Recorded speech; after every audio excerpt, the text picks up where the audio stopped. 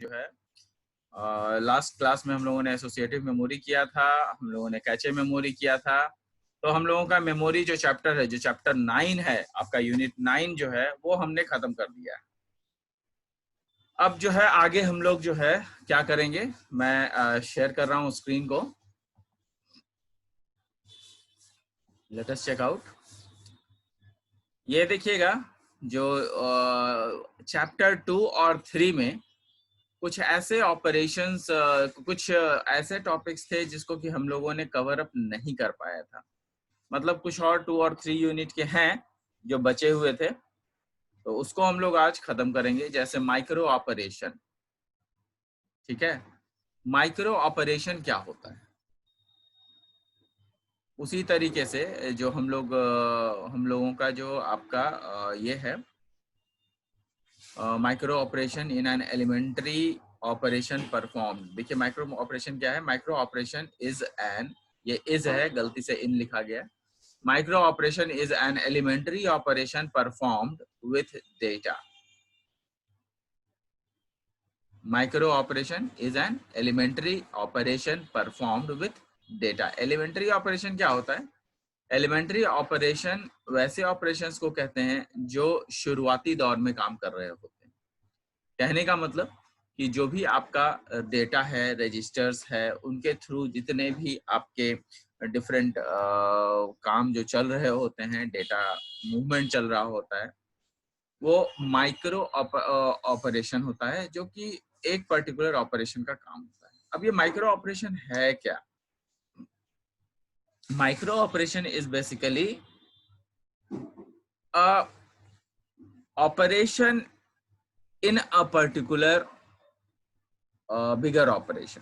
कहने का मतलब कि एक छोटा पार्ट ऑपरेशन का जिसमें कि एक बड़े पार्ट का हिस्सा हो, तो उसको माइक्रो ऑपरेशन कहते हैं। जिसको कि हम लोग क्या करते हैं कि वो रजिस्टर्स वगैरह में स्टोर्ड होते हैं। यहाँ पे लिखा है micro operation most of encountered in digital encounters. Generally जो है ये कहाँ मिलता है? डिजिटल एनकाउंटर्स में मिलता है। और डिजिटल एनकाउंटर्स में मिलने की वजह से जो हमारे पास क्लासिफिकेशन है इसका, वो 4 कैटेगरीज का है। तो सबसे पहला है register transfer micro operation. Register transfer micro operation क्या होता है?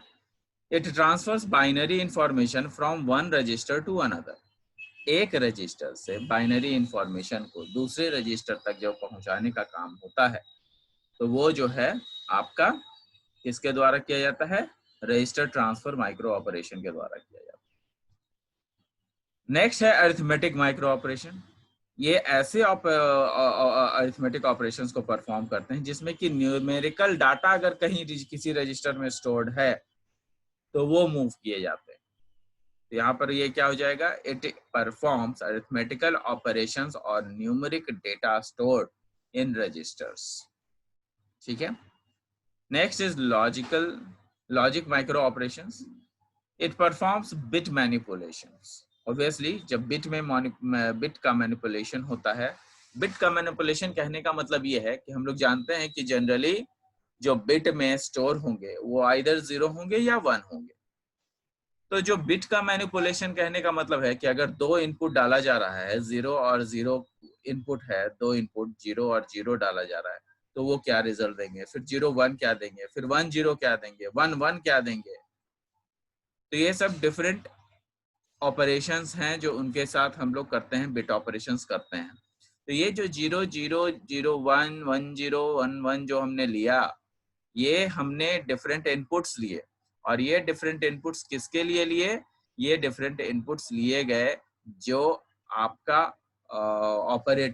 जो भी ऑपरेशन होना है, जैसे 2 ऑपरेंड के बीच में अगर एंड ऑपरेशन होना है, और ऑपरेशन होना है, नॉट ऑपरेशन होना है, नैंड ऑपरेशन होना है, तो या फिर जॉर ऑपरेशन होना है, तो ये सब जो है उसमें काम आता है। इसीलिए हम लोग जो है इसका प्रयोग करते हैं। तो रजिस्टर ट्रांसफर माइक्रो ऑपरेशन इसको कहा जाता है, सॉरी लॉजिक ऑपरेशन कहा जाता है, जिसमें कि लॉजिकल ट्रांसफरेंस। लॉजिकल ट्रांसफरेंस का मतलब दो ही होता है, या आइदर ट्रू और फॉल्स, दैट्स इट, और कुछ नहीं। Hope I am clear to you. Next is shift micro operation. Shift micro operation क्या होता है? It performs shift operation on data stored in register. ये शिफ्ट ऑपरेशन को परफॉर्म करता है। आपको याद होगा कि सी वगैरह में आपने पढ़ा था लेफ्ट शिफ्ट और राइट शिफ्ट, जिसमें क्या होता था कि बिट्स जो है लेफ्ट शिफ्ट की तरफ जो है ट्रांसफर कर दिए जाते थे, और उसके बाद जब जरूरत पड़ने पर हम लोग उसको राइट शिफ्ट भी करते थे। तो कई सारे एग्जाम्पल्स उसमें रहते थे। तो राइट शिफ्टिंग का मतलब ये होता है कि जब बिट्स जो है वो 2 बिट आगे बढ़ा दिए जाएं, या फिर लेफ्ट शिफ्ट का मतलब ये होता है कि 2 बिट्स जो है लेफ्ट तरफ ये मूव कर दिए जाएं। तो ये होता है शिफ्ट माइक्रो ऑपरेशन, जिसका कि स्टोर्ड जो कि स्टोर्ड होता है, और ये स्टोर्ड कहाँ होता है? ये रजिस्टर्स में स्टोर किए जाते हैं। Next is the register transfer micro operations does not change the content. The register transfer micro operation does not change the content at the time transfer from source to destination register. कहने का मतलब जो register transfer होते हैं micro operation में, ये content को नहीं चेंज करते हैं। कंटेंट चेंज नहीं होता है, कंटेंट में जो स्टोर रहेगा वही रहेगा। ट्रांसफर के समय जो कंटेंट होगा वो वही रहेगा, लेकिन अगर वो सोर्स टू डेस्टिनेशन गया और डेस्टिनेशन अगर उसका प्रोसेसर है, वहां पर कोई चेंजेस हो जाए, then it does not have to do anything. अगर उसके पास से डेटा कहीं और चला जाता है, उसके बाद फिर उसकी जिम्मेदारी नहीं होती है। तो वही यहाँ पे कहना चाह रहे हैं, the register transfer micro operation does not change the content at the time of transfer from source to destination register, unlike register transfer other 3 micro operations. कहने का मतलब ये है कि जो सोर्स टू डेस्टिनेशन रजिस्टर्स हैं, उसमें अगर कोई दिक्कत हो, उसमें कोई ट्रांसफरेंस हो, तो उस समय तो चेंज नहीं होगा। लेकिन रजिस्टर ट्रांसफर कुछ और ऐसे माइक्रो ऑपरेशंस होते हैं जिसमें कि हो सकते हैं। ठीक है, तो वैसे वैसे करीबन 3 अदर माइक्रो ऑपरेशंस होते हैं जिसमें कि इंफॉर्मेशन कंटेंट चेंज हो जाते हैं। वो कौन कौन से होते हैं? तो अब आगे पढ़िए। वो है कंप्यूटर रजिस्टर सेट। क्या है? Computer register set. इसमें क्या होता है कि रजिस्टर ऑर्गेनाइजेशन में आपका क्या होता है कि जो registers are referred as extremely fast memory spaces. Registers basically क्या होते हैं कि एक्सट्रीमली फास्ट मेमोरी स्पेसेस होते हैं विद इन द सीपीयू के अंदर, that are used to store results of execution। ये इसलिए वहां पे होते हैं ताकि जो भी एग्जीक्यूशन हो, उस रिजल्ट को ये अपने आप में स्टोर करके रख सकें। ठीक है, result of execution of the instruction in CPU. जो आपका इंस्ट्रक्शन सीपीयू के द्वारा आता है, उसको वो स्टोर करके रख सकें। या फिर डिफरेंट कंप्यूटर के द्वारा अगर कुछ इंस्ट्रक्शंस आते हैं तो उस इंस्ट्रक्शन को स्टोर करके रख सकें। Please take the screenshot if you want. हम लोग नेक्स्ट मूव करेंगे। अब ये यहाँ पे बताता है कि they differ in the number of registers. They differ in the number of registers, comma, register type and length of register type and length of register. They also differ in use of each register. They also differ in use of each register. कहने का मतलब ये है कि जो आपका difference है वो या तो नंबर ऑफ रजिस्टर्स में होगा, या फिर रजिस्टर के टाइप में। डिफरेंट रजिस्टर टाइप्स हम लोग कुछ कुछ पढ़े भी हैं, तो उसमें हो सकता है डिफरेंस, या फिर हर एक रजिस्टर का जो यूज है उसमें आपका यूसेज पे भी डिपेंड करता है। They also differ in use of each resistor. किस तरीके से उन रजिस्टर्स को यूज किया जा रहा है, तो उसमें भी आपका डिफरेंसेस हो सकते हैं। अब यहाँ पे देखिएगा कि जो आपका रजिस्टर्स हैं वो किस तरीके के होते हैं। तो एक तो पहले हो गए कि जनरल पर्पस रजिस्टर्स होते हैं। जनरल पर्पस रजिस्टर्स क्या होते हैं कि general purpose registers are those registers which can be used for multiple purpose. इसको जो है मल्टीपल पर्पस के लिए हम लोग यूज करते हैं। And assigned to variety of function to a program. General purpose registers वैसे रजिस्टर्स होते हैं जो कि मल्टीपल पर्पस के लिए यूज होते हैं और वो काफी सारे काम के लिए असाइन किए जाते हैं जो कि प्रोग्राम के फंक्शंस में हो, मतलब variety of functions into a program, बहुत सारे फंक्शंस किसी प्रोग्राम में। दूसरा आपका है special purpose register. Special purpose register क्या होता है? These are restricted to only specific functions. ये कुछ पर्टिकुलर ही काम करते हैं, मतलब जनरल पर्पस की तरह सभी काम में नहीं यूटिलाइज होते। ये क्या होते हैं? ये किसी पर्टिकुलर पर्पस में काम किए जाते हैं इसमें। और इसके लिए जो है इसमें क्या होता है कि स्पेशल पर्पस के लिए अगर ये रजिस्टर्स बना है तो these are restricted to only specific functions.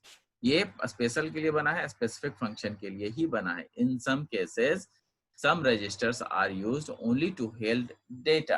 कई सारे केसेस में आपका जो डेटा होता है वो डेटा कई सारे केसेस में डेटा को होल्ड करने के लिए होता है, मतलब डेटा का एड्रेस को रखता है या डेटा को कंटेन करके रखता है और उसका कोई काम नहीं, वो सिर्फ और सिर्फ डेटा ही रखेगा।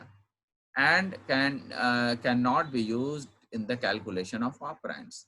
अब ये जो है डेटा को रखेगा लेकिन वो ऑपरेंड्स के कैलकुलेशन में वो साथ नहीं देगा, उसका स्पेसिफिक काम है कि वो डेटा को ही रखेगा। तो जो ऑपरेंड्स के का जो कैलकुलेशन है उससे उसको मतलब नहीं है, उसके लिए कोई अलग रजिस्टर होंगे allotted. The address the length of data registers, मतलब या फिर ऑपरेंड को स्टोर करके रखेगा या उसके एड्रेस को स्टोर करके रखेगा। And that must be long enough to hold value, और वो इतना बड़ा होना चाहिए कि वो वैल्यू को स्टोर कर सके, जितने भी डेटा टाइप हैं उसके सारे वैल्यू को वो स्टोर कर सके। Some machines allow two continuous registers to hold double length of values। कई सारे मशीन ऐसे भी होते हैं जो कि दो या दो से अधिक रजिस्टर ये वैल्यूज को स्टोर करने में सक्षम होते हैं। तो these are called special registers। अब नेक्स्ट है एड्रेस रजिस्टर्स। एड्रेस रजिस्टर्स क्या होते हैं?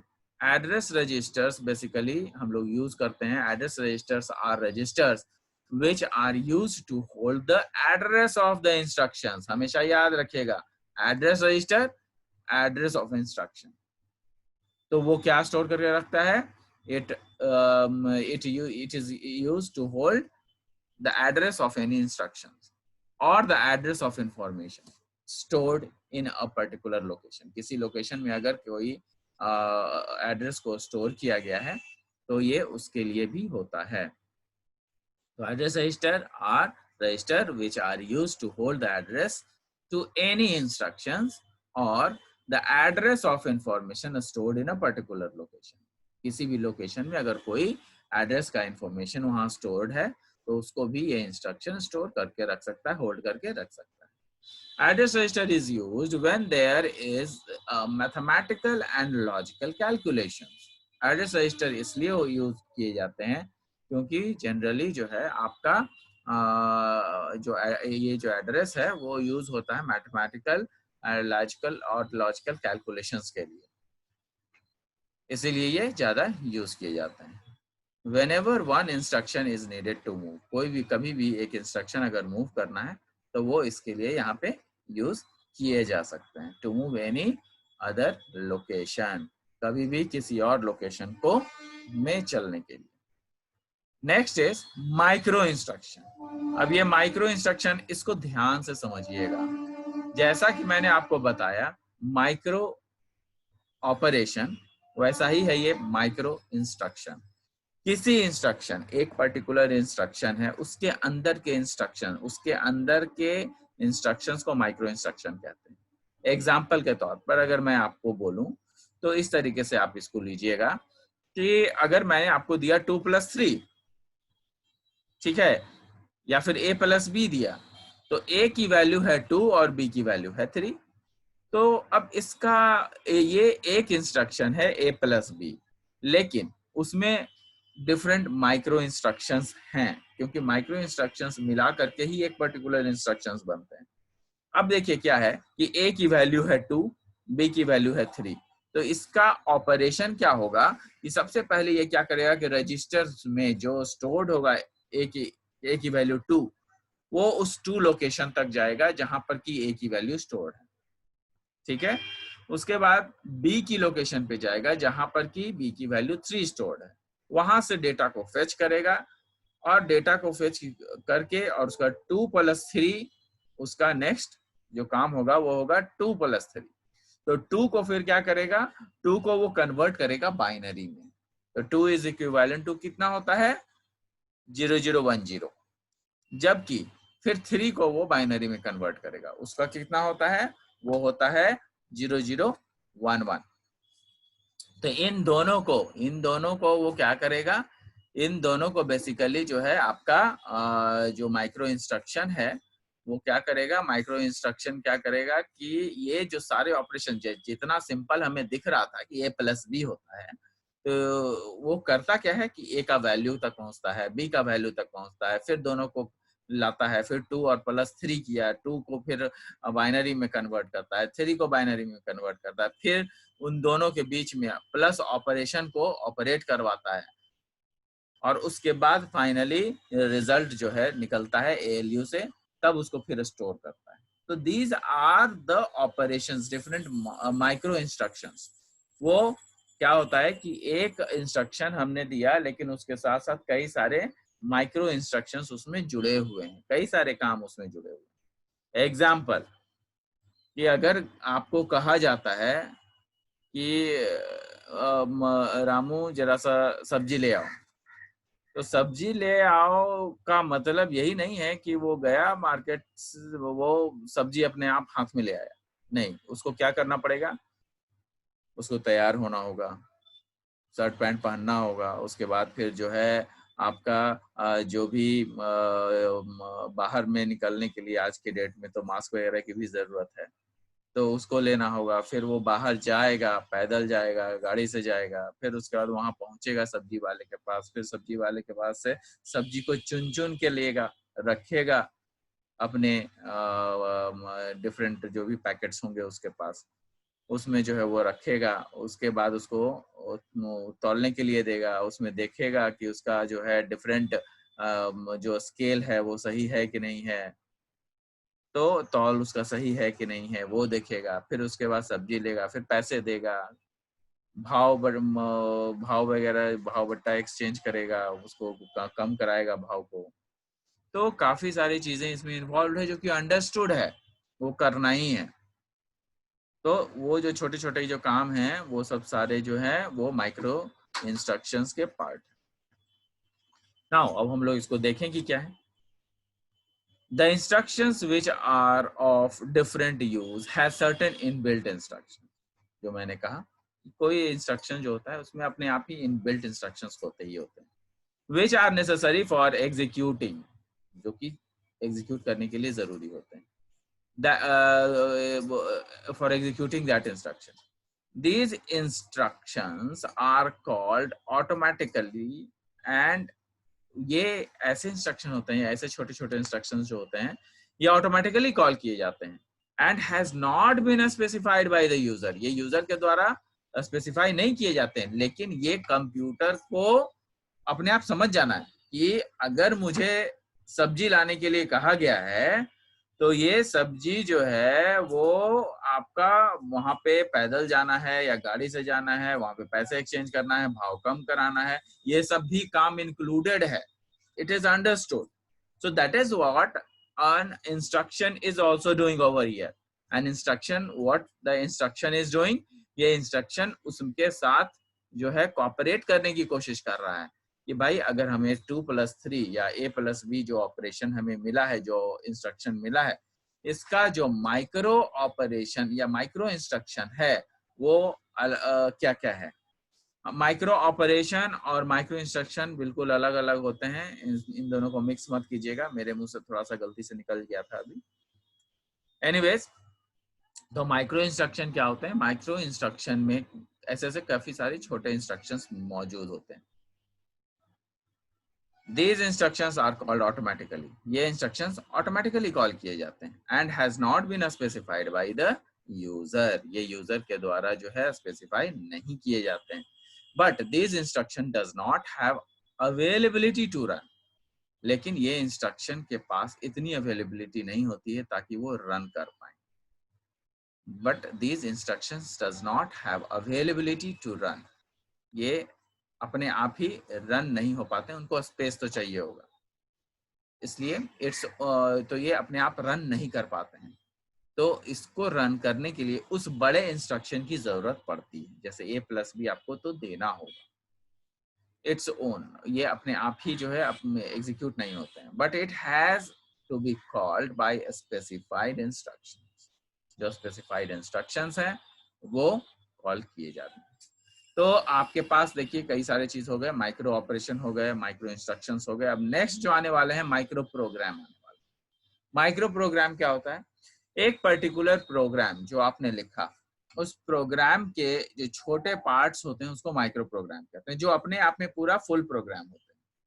जैसे कि सपोज कीजिए कि आपने एक प्रोग्राम करने की कोशिश की और आपने प्रोग्राम किया और अपने डिफरेंट स्ट्रक्चर को लिखा। एग्जाम्पल में जैसे कि आपने प्रोग्राम जो किया वो मैथमेटिकल के चारों जो आपके प्लस माइनस मतलब एडिशन, सब्सट्रैक्शन, मल्टीप्लिकेशन और डिवीजन, ये चारों चीजों को देखता है। एक ही प्रोग्राम के अंदर चारों चीजें। लेकिन एडिशन का जो लाइंस ऑफ कोड है वो डिफरेंट होगा।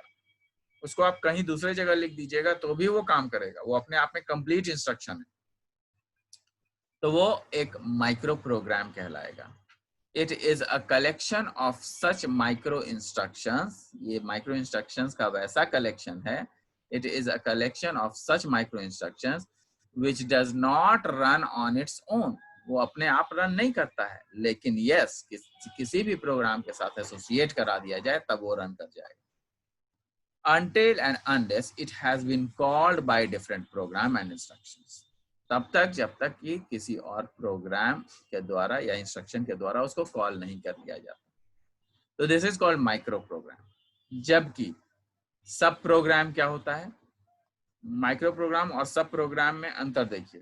यहाँ पर जो आपका माइक्रो प्रोग्राम होता है वो ऐसे सर्टेन जो आपके ये होते हैं माइक्रो प्रोग्राम में वैसे सर्टेन इंस्ट्रक्शंस के वैसे सर्टेन माइक्रो इंस्ट्रक्शंस का कलेक्शन होता है, जो कि जब उसको कॉल किया जाए प्रोग्राम के द्वारा, किसी और इंस्ट्रक्शन के द्वारा, तब वो काम में आता है। जबकि सब प्रोग्राम क्या होता है? सब प्रोग्राम जो है प्रोग्राम का पार्ट होता है जो कि अपने आप रन करने में इंडिपेंडेंटली रन करता है। ये independently micro program independently run नहीं कर सकता है, लेकिन सब प्रोग्राम इंडिपेंडेंटली रन कर सकता है। उसके लिए एक स्ट्रक्चर हम लिख देते हैं और वो स्ट्रक्चर पूरा का पूरा स्ट्रक्चर एक अलग प्रोग्राम ही होता है। जैसे कि sub program is a part of a program but it can run independently and it is a complete program. वो अपने आप रन कर सकता है, वो पूरा का पूरा एक अकेला प्रोग्राम ही होता है। which runs whenever being included in the main program. और कभी भी अगर मेन प्रोग्राम में उसको इंक्लूड कर दिया जाता है तो उसको जो है हम लोग क्या कहते हैं? उसको हम लोग सब प्रोग्राम कहते हैं। तो I hope I am able to make you understand. Next is instruction set. Instruction set क्या है? What is basically instruction set में हम लोग सब थोड़ा सा जो है कुछ ऐसी चीजें पढ़ेंगे जो कि नेसेसरी हैं, जैसे कि कंप्यूटर आर्किटेक्चर है क्या। तो इस इंस्ट्रक्शन सेट को शुरू करने से पहले हम लोग ये पढ़ेंगे कि व्हाट इज कंप्यूटर आर्किटेक्चर। तो कंप्यूटर आर्किटेक्चर जो एक्चुअली ये शुरू में भी मैंने आपको बताया हुआ है, लेकिन यहाँ पे डेफिनेशंस आपको क्लियरली बता देगा कि what is a computer architecture is. Computer architecture is defined as the study of components and their interconnection.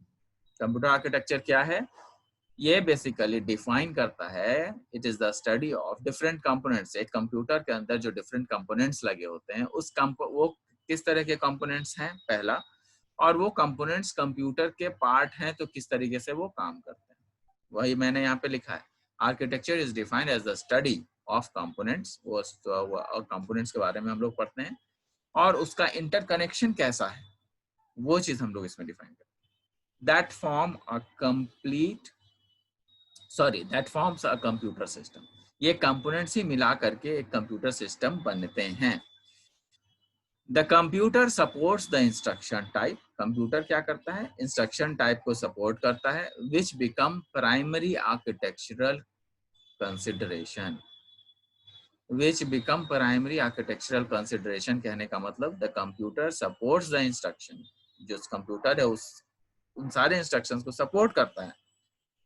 Supports the instruction type, किस तरह का इंस्ट्रक्शन टाइप है उसको सपोर्ट करता है। And data which become primary architectural, और वैसे data जो कि प्राइमरी आर्किटेक्चरल मतलब कि प्राइमरी आर्किटेक्चर को भी ध्यान में रखता है। कहने का मतलब ये है कि जो कंप्यूटर है वो सपोर्ट्स करते हैं इंस्ट्रक्शन टाइप को, और जो है उसका जो डेटा है कंप्यूटर में, जो इंस्ट्रक्शन टाइप में जो उसमें जो डेटा ऑलरेडी मौजूद होता है, उस डेटा को किस तरीके से आपका जो आर्किटेक्चर है उसको कंसिडर करता है, उसको किस तरीके से एक दूसरे के पास डेटा को पहुंचाता है। तो ये आपका बेसिकली कंप्यूटर आर्किटेक्चर का काम होता है। The computer supports instruction type and data which become primary architectural consideration.